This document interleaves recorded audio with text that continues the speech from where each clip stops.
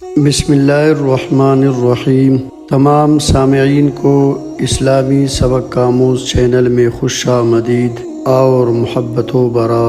السلام علیکم ورحمۃ اللہ وبرکاتہ۔ ابو اسحاق ابراہیم بن ابی ہلال میر منشی کہتے ہیں کہ میں ایک مرتبہ وزیر ابو محمد محلبی کے پاس بیٹھا تھا۔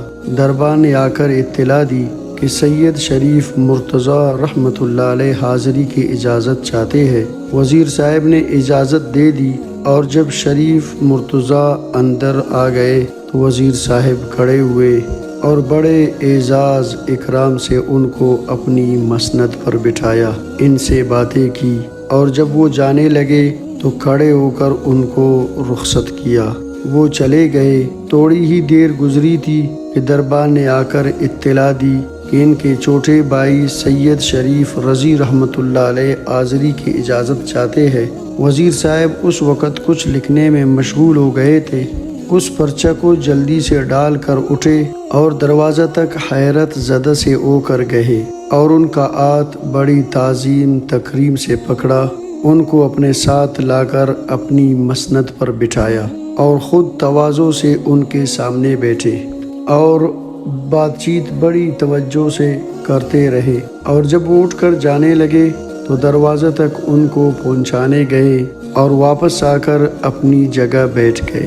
اس وقت تو وزیر صاحب کے پاس مجمع تھا۔ میری کچھ پوچھنے کی ہمت نہ ہوئی۔ جب مجمع کم ہو گیا تو میں نے وزیر صاحب سے عرض کیا کہ میں ایک بات دریافت کرنا چاہتا ہوں، اگر اجازت ہو تو عرض کروں۔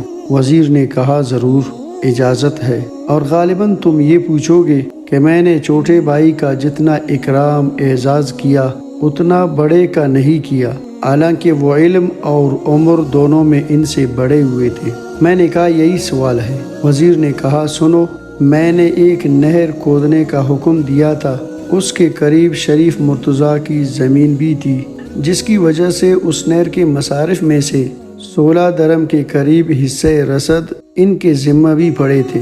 انہوں نے مجھے کئی مرتبہ پرچہ لکھا کہ اس میں سے کچھ کم کر دوں۔ اتنی ذرا سی رقم کے لیے بار بار وہ مجھ سے سوال کرتے رہے، اور سید رضی کے متعلق مجھے ایک دفعہ معلوم ہوا کہ ان کے گھر لڑکا پیدا ہوا۔ میں نے اس کی خوشی میں اور ان کی ضرورت کا خیال کر کے ایک خوانچی میں 100 دینار ان کی خدمت میں بھیجے، انہوں نے واپس کر دیے اور یہ کہہ کر بھیجا کہ وزیر صاحب سے شکریہ کے بعد کہہ دے کہ میں لوگوں کی عطائیں قبول نہیں کیا کرتا۔ رب کریم کا شکر ہے، میری ضرورت کے بقدر میرے پاس موجود ہے۔ میں نے دوبارہ وہ خوان بھیجا کہ یہ دایا وغیرہ کام کرنے والی عورتوں کے لیے بھیجا ہے، انہوں نے پھر واپس کر دیا اور یہ فرمایا کہ میرے گھر کی عورتیں بھی دوسروں سے کچھ لینے کی عادی نہیں ہے۔ میں نے تیسری مرتبہ پھر بھیجا اور یہ عرض کیا کہ جناب کے پاس جو طلبہ رہتے ہیں یہ ان کے لیے ہے۔ فرمایا بڑی خوشی سے، اور وہ خوان طلبہ کے درمیان رکھوا دیا کہ جس کو جتنی ضرورت ہو لے لے۔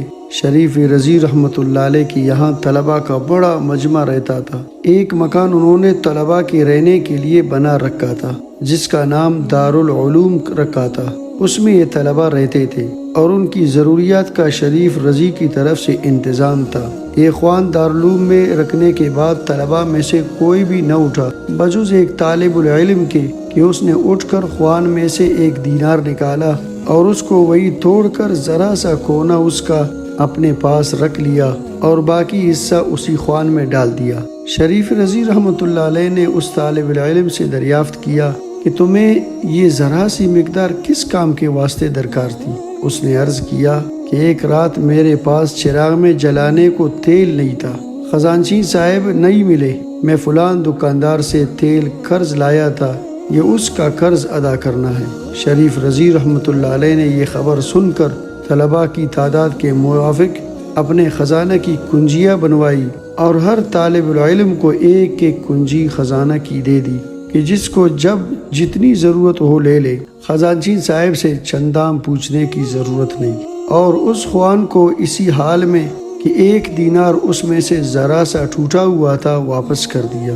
یہ سن کر وزیر صاحب نے کہا کہ تم ہی بتاؤ کہ کہ میں ایسے شخص کا اکرام کیوں نہ کروں۔ رب کریم سے دعا ہے کہ رب کریم ہمیں بھی ایسے ایسے وزراء نصیب فرمائے، اور اللہ رب العزت ہمیں بھی ایسی استغنا نصیب فرمائے۔ اللہ رب العزت مجھے اور جتنے بھی احباب اس کو سن رہے ہیں، دیکھ رہے ہیں، اور جتنے بھی اس کو لائک کمنٹ آگے لوگوں تک پہنچانے کے ذریعے بن رہے ہیں، رب کریم ان سب کی جائز حاجات پوری فرمائے، اور ان سب کو مجھ سمیت بار بار حرمین شریفین کی زیارت نصیب فرمائے۔ آمین یا رب العالمین۔